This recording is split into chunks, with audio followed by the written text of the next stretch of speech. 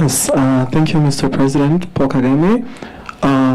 So my question goes, my name is Tikuri Joel. I'm a content creator and a proud first-time voter.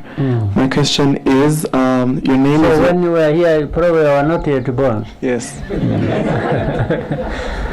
And I'm glad to be voting for the first time. All right.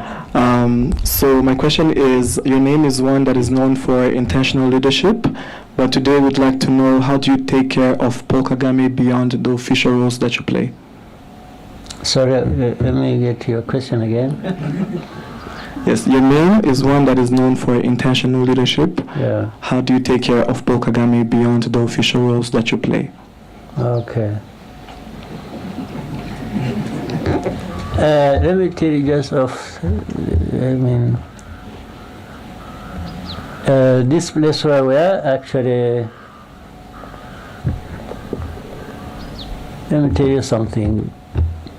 I don't know if it is necessary. When I was at the Command and General Staff College in the US, I went it is going to turn out to be a long story maybe, but you know how I went there also. First,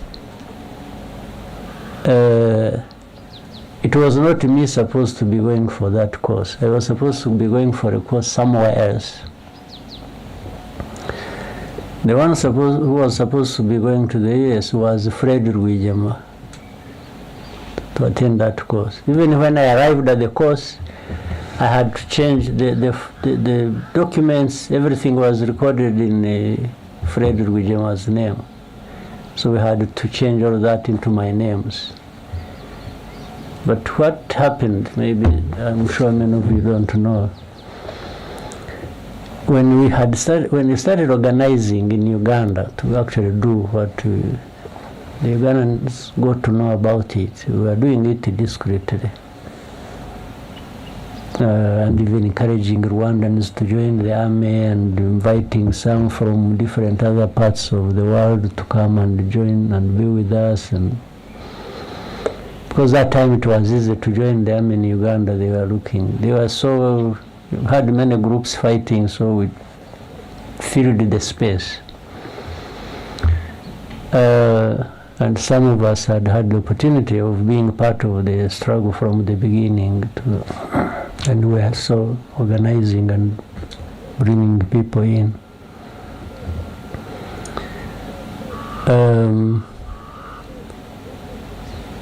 So the Ugandan system wanted to disorganize us so that we don't remain planning and doing what we wanted to do. So they wanted to send the top 3 of us, no, 4, scatter us outside the Uganda to go and attend courses while in the meantime we get disorganized. So Fred Rwigema was supposed to go to the US. I was supposed to go to Nigeria. Bunyenyezi, you have heard of Bunyenyezi. Chris Bunyenyezi was supposed to be sent to some other place. Bayingana was supposed to be sent to Russia. So when we got to know about it, I talked with Fred. And I told him, I'm the one who insisted and encouraged him not to actually go anywhere, because that will just mess all of us up. He was our leader. Then he said, if you go, that means postponing it for another 5 years or something. So we agreed. He's actually going to decline, and we tried to create a story he would tell the authorities so that they will understand he's not just objecting to going. And so he went back to the authorities, told them, and of course there was a bit of trouble. It was not well received. So I think the one who was told that he's not going and so on and so forth must have connected and said, you see, these people are up to something. Then they said, okay, since you are rejecting it, then Kagame must go. So it was going to be either him or me, so that still they maintained that thing they wanted to.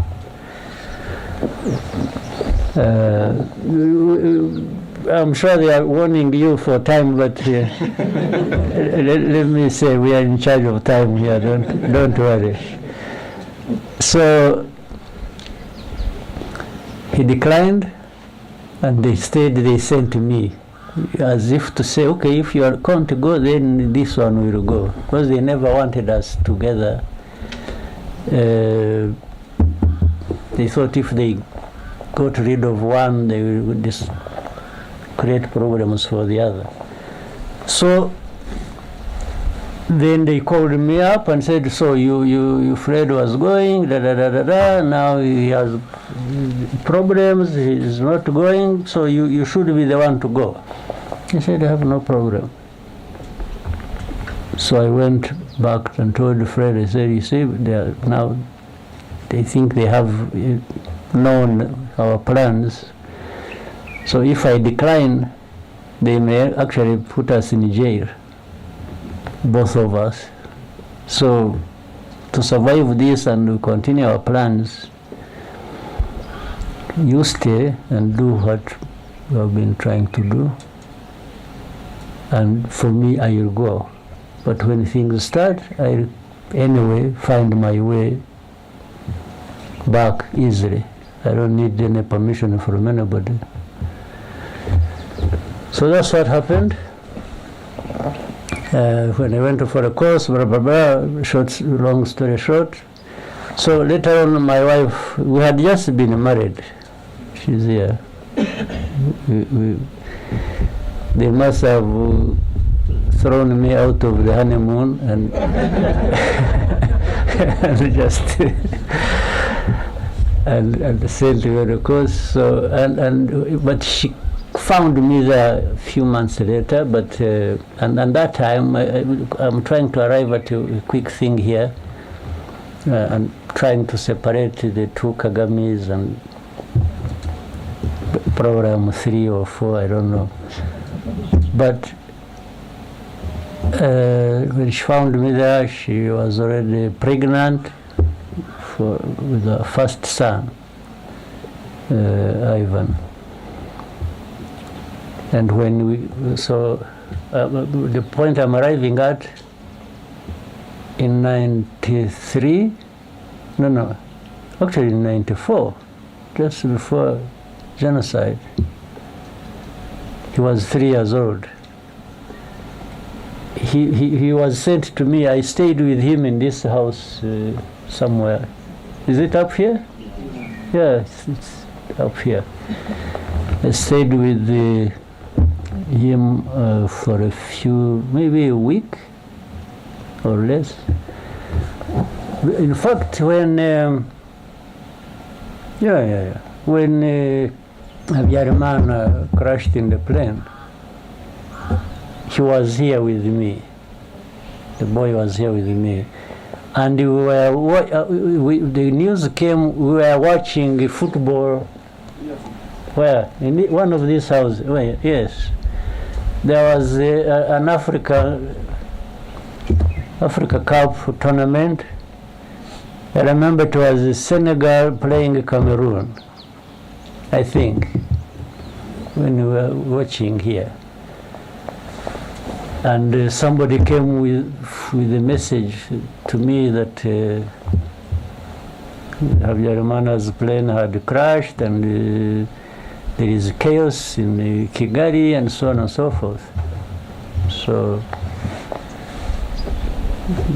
what follows a different issue. But he was here with me.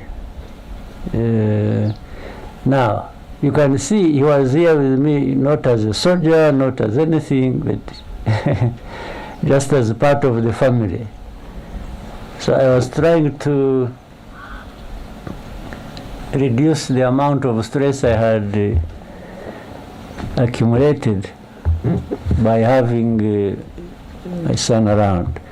Something else funny that happened when, of course, I said he was here when the chaos started. In fact, I left him here and went with the forces that were going to Miove. That was Miove. And so I sent a message back. I told the people who had stayed here, I said they should quickly take this kid back across the border and take him back to his mother. You won't believe it, he refused. He refused, he cried, he said, no, you must see me first. He was like, where is my father? Where is he? Refused that day, and the next day we were very busy out there. So I had to drive and walk back that, like on the second day, to come and convince him to go. Yeah, so I told the commanders I was with, where the forces were, that they give me just a few moments. I first go and solve a personal problem. So I had to come back. Actually, that time it was very dangerous because there was still some forces in between, and we had. At night, I tried to drive. I had a Land Rover. I tried to drive, but we were using indicators. You couldn't put on lights because we didn't have. So some places we would walk, others I would drive. Then I came back, arrived here around 4:30 in the morning, and stayed up until he was sleeping until he woke up. And so I told him, you know, your mother wants you, you have to go. It seems he was happy where he was staying. He wasn't. So I had to convince him. I literally forced him, gave them somebody who took him to the border, and then I went back immediately. I didn't even rest. I had to go back and in the forces. So I'm just trying to bring in the official me and the personal me. I thought maybe there wouldn't be a better place or thing to explain it than that story. So we had to keep one part is family, another part is work, and another part I don't know what it is.